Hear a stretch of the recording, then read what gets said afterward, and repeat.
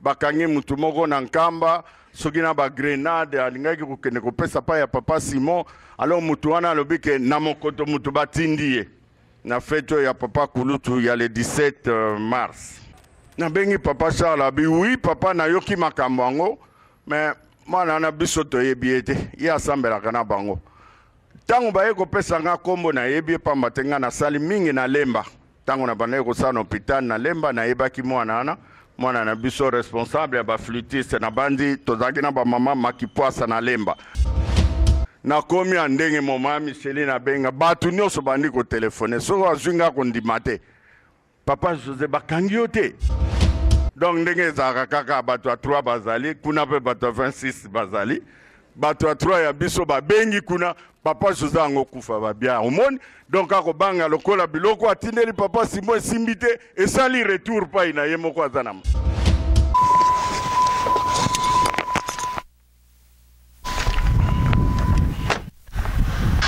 ndenge toyebisaki bino toza na nzela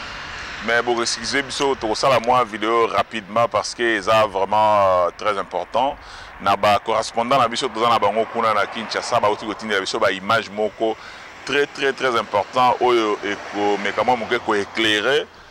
bandeko baza na mwa ba question na mituna bango na mikoleleki kala mingi te na internet awe panzana ki partout balobi ke bakangaki mutu moko akendeki na nkamba mutu wana atindamaki donc na papa José, papa Paul puis papa Charles batindaki akende ko tchaba explosif kuna na nkamba alors mutu wana bakangaki ba posaki ba question ba betaki ba sala ki makambo zo sengaki ba sala et balobaki pe lisusu papa José la azwaki message wana donc sala qui est tellement retour qui est à côté hôpital ba miso balobi bakangaki et tout. Alors biso to lobi na technologie auto comme nango lelo eza vraiment pasi pona kokosa eloko nde biso tozolinga te yango wana lokuta tolingi yango lisusu te mais auto tolingi tolakisa bino sikoyo ezali message oyo papa José Kisoloke la pesaki le 27 avril pona makambo donc à éclaircir situation donc bino bato bozo kanisa ke papa José bakangaki ye aza maladi azongisi papa ali boye bokoyo kango na munoko na ye moko a ko éclaircir situation wana ezali ndenge nini na bino bawo boko se préoccuper bolo ba ke ndenge ni joma kazo tshaba image yo ba vidéo ya boye mais yonde mtoza sous informé donc ndenge ezali wana toza na souci toujours que kokosa ezala les sociétés parce que toyebi que toza déjà na kati ya mobulu wana mingi bakokosama alors tolingi bato bakosama te surtout yo mtovanda kana na libanda ya mboka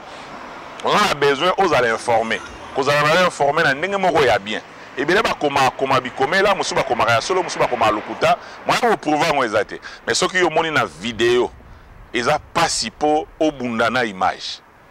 ba image mi sobozo mona wa mingi nazwaki ba appel ba bia conférence de presse wana ba lobi makambo ko boya pasi mendeni bozo chango bozo ko exposer ngo mais boye ba kewebi combien de millions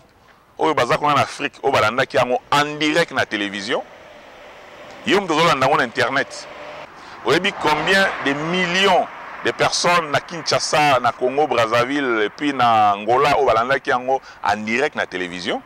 donc ba tunyo sokuna baza informé makam mingi oyo zo mona lelo na internet eza nyonso te parce que kuna balekaka pena en direct donc soki boza préoccupé na ba image bozo mona na ko préférer nga na ko pesa bino raison makambo tozo sala lelo ezo bima na ba télévision soko se préoccuper le bik eza makambo pas toko exposant ngote oza na raison donc bo benga kande na Kinshasa bo bengi na Mokoto bo bengi na Nkamba bo meka mwa moke ko lakisa ba préoccupation na bino bo meka mwa moke ko lakisa bango ndenge ni bozo mona makambo na mabe parce que ezala na Mokoto ezala na Nkamba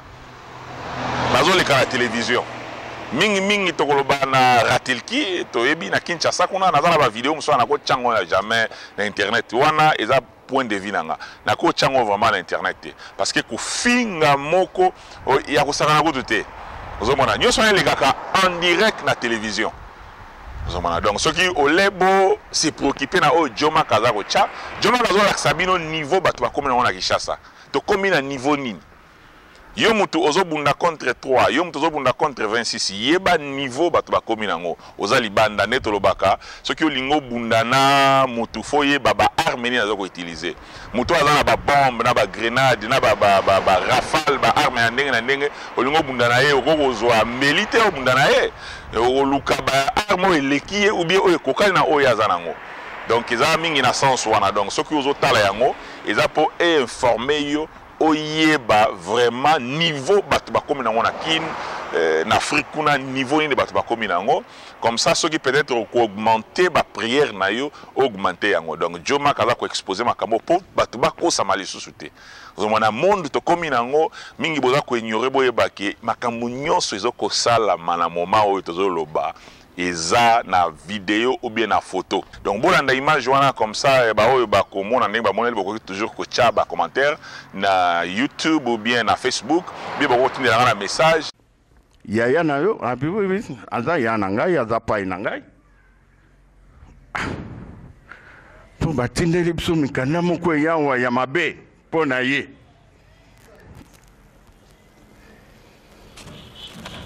papa la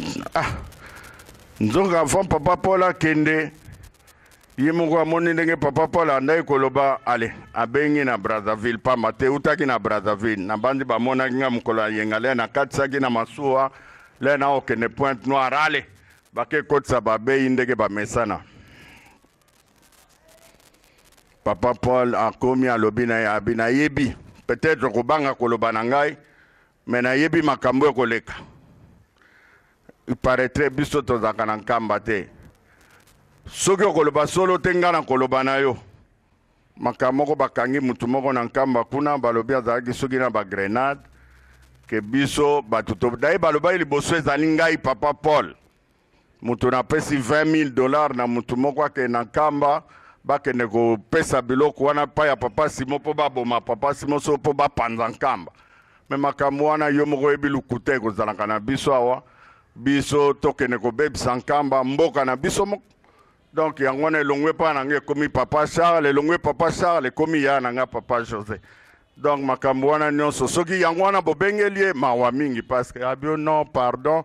le na bengi kuna basiliki linga na bamikonzi nanga bana yebaki te banani bakoti mukanda wana koyebisa ekutu te ayeba te abi me biso tozaka na basekre na bandeko na biso te ndenge ni bokonvoke bongo soki convocation wana ekoyaki na maboko na ye moko ye aza mopaya ye epai na ngai pardon tikaka makambo kolinga te meme bandimi na bino kuna bayeba te mpo ekosala malamu te donc batata na bamama mawa mingi c'était la même chose na négligeaki yango ntango nazali awa liboso nake na Pointe Noire c'était ça bako benga biso papa to bengani na ba papa Charles bakangi mutu moko na nkamba soki na ba grenade alingaki kokende kopesa pa ya papa Simon alors mutu wana alobi ke na mokoto mutu batindi ye na fete ya papa Kulutu ya le 17 mars na bengi papa Charles abi oui papa na yoki makambo yango mais mwana na biso toyebi ete ye asambelaka na bango tango baye kopesa nga kombo na yebi pamba tenga na sali mingi na lemba tango na banaye kosala hôpital na lemba na yebaki mwana na biso responsable ya ba flûtiste na bandi tozaki na ba mama makipoasa na lemba papa Zefire wana yebi depuis to banda makambo ya résolution mwana wana yina biso ndenge moko donc même amoni nga na nzela ko kangelongi ya baloli elongi pa mususu bongo ye wana biso tokende kopesa ye mbongo $20,000 na ngana ya kotonga mokoto te tona kende kosala na gombe chante na biso ya papa Kulutu na kende kopesa kaka $20,000 mpo na kopesa bamonta bazaka na somo te ke papa José mutapesi $20,000 ale bakangi mwana babeti ye ndima kaka ye abime makambo bokoloba na yebi yango te tobandi kolanda malema o papa ezalaki nango badynamite ezalaki so milangi batie essence soki basinga bongo ndenge nayebi bango ezala bagrenade so banini nde tomonaka o na ratelki mikolo nyonso te sinde mikolo nyonso balekisaka mpo na nini kospanda bato sango mabe boye nakomi ya ndenge moma Micheline abenga bato nyonso bandi kotelefone soki azwi nga kondima te Papa José Bakangiote. Ça coïncidait mal. Les makamongwe salami nankamba ngape na beliawa na liaki biloko moko ya zaki ya mabe salinga pasi ba meminga na monga fula bakezo nsanga mai mama. Donc ndenge za kaka bato a 3 bazali kuna pe bato 26 bazali.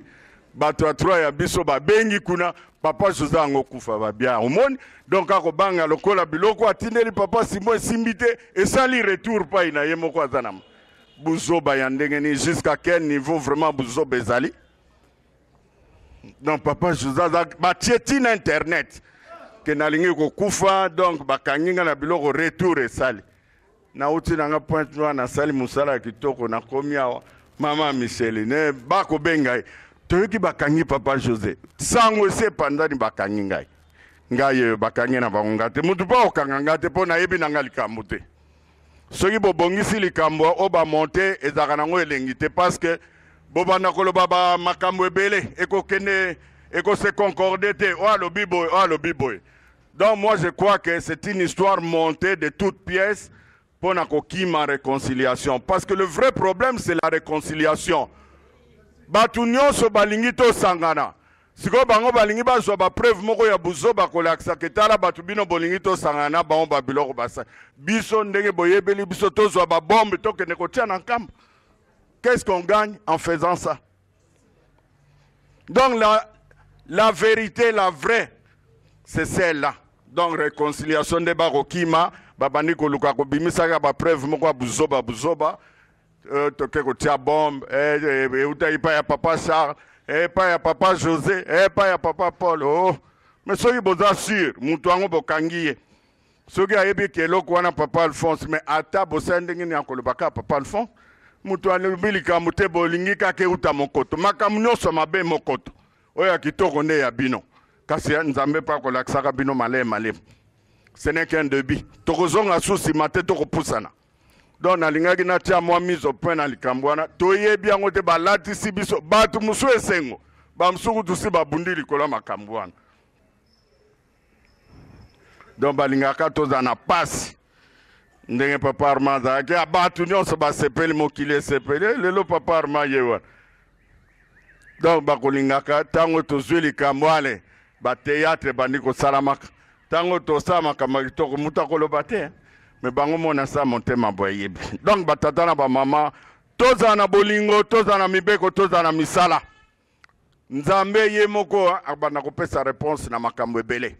J'ai voulu vraiment tellement c'était trop na komi ko banga nga moko mutso moninga rondima te kenga même batu basaka na ngai bako benga ka bango tout le temps. Papa José azalia on s'assure que ye Papa José Bakangi. Donc, si na okene Pointe Noire, basi babongisaki, babi, mais Bakangi na Pointe Noire dans la boloko. Omoni ndenge sata na kosalaka. Même en Angola. Mais papa soki ba tient internet, c'est compliqué. Bobanga na binote, toko yok sabino sonite, na lika musuka sina mambo buzo bankambe zamboka na biso moko tokene ko boma nkamba.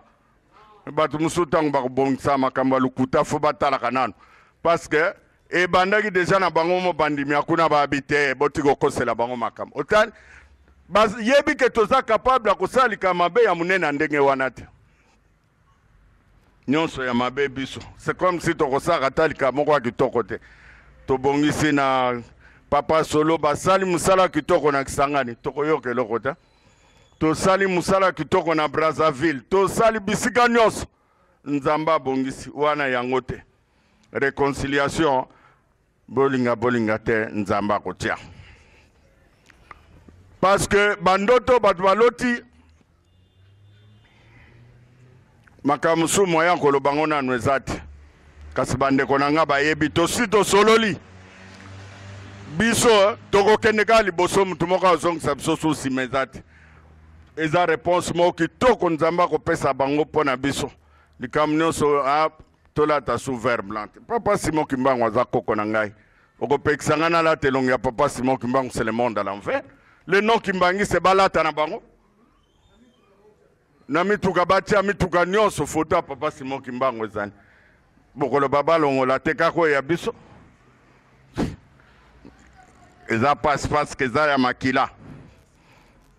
eza difficile mpona kolongola yango impossible parce que ata olongoli pa elamba ya papa Alphonse oyo ntango olongoli elamba kimbangu na ye esili akozalaka kimbangu te olongoli mama Micheline mpo mama Micheline babi kolata su liputa ya grand-père na yo te banda ntango wana mama Micheline aza su kimbangu te otal donc batata na bamama c'est une guerre perdue d'avance comme on dit donc il y a une fuite en avant bosi bomoni ke nyonso bobongisi ebongi te ale bobandi koluka échappatoire comment faire mpona koluka bimisaka biso toujours ridicule na miso ya bato kolakisaka toujours makambo mabe ya biso likambo te kasi il y a un témoin là qui est juste tata nzambe akozalaka juste nzambe akozalaka injuste te soki ntango tokosalaka malamu ayebi ete bana na ngai ya mokoto basali makambo malamu ntango mpe tosalika mabe ayebi tosalika mabe jamais tosalika malamu nzambe akomisa yango ya mabe jamais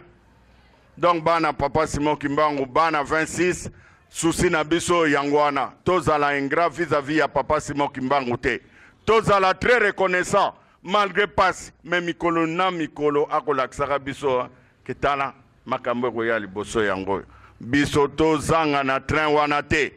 totika lobele bana papa Simon Kimbangu na uniforme te parce qu'aujourd'hui tokoye kolongola uniforme mais na bizaleli nde bakoyebela biso bango babanga na bango soutien ba uniforme bokosala makambo mabe kokosa kobuka lukuta kosala makambo esengeli te o mondimi akoye kosala te oyepe ogire boloba kaka soki kaka otangi eza kaka papa José ou bien papa Alphonse ou bien papa Charles ou bien papa Paul totiki yo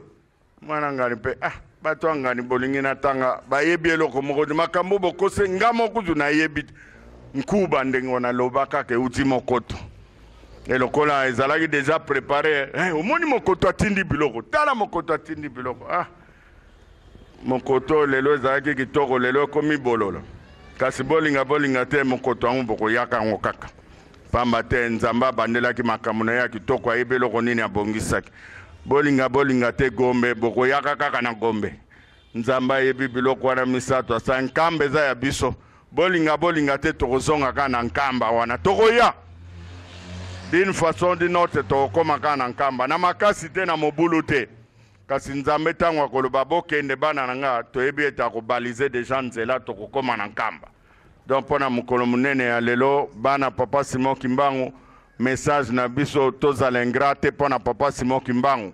to reconnaître tozala reconnaissant na maemaso asalela biso oyo asalelaka biso mpe oyo akosalela biso pamba te makambo ebele ya kitoko ebongisami tobosana te ndenge tolobi centenaire ya papa Kulutu tosepelisa papa Kulutu bokotala botala kaka bino moko depuis tolance baslogan pamba tala mapamboli ndenge ekonoke na bana 26 tala ebongo bokanisa kaka ntango tokosala na bukama ntango papa Kulutu alobaki na bandimi kuna mokolo mosusu azwi maloba alobi awa na bukama mokolo mosusu bokowanga na ngai bokosambisa ngai awa kaka na bukama na bino alobi na baresponsable mingi wana bokosambisa ngai bokowanga na ngai bokofinga ngai bokosambisa ngai tata moko atelemi wana abi papa jamais sifo tokufa tokokufa mutu mais tata wana aza na résolution nakoloba na nga kombo te me bato ya bukama bayebi nani azwaka maloba ler papa nani basambisa papa ntango résolution ebimi ye mutu liboso na résolution ye mutu liboso akosambisa biso botali papa alobaki bakosambisa ngai mais soki bakosambisa biso bakosambisa batata te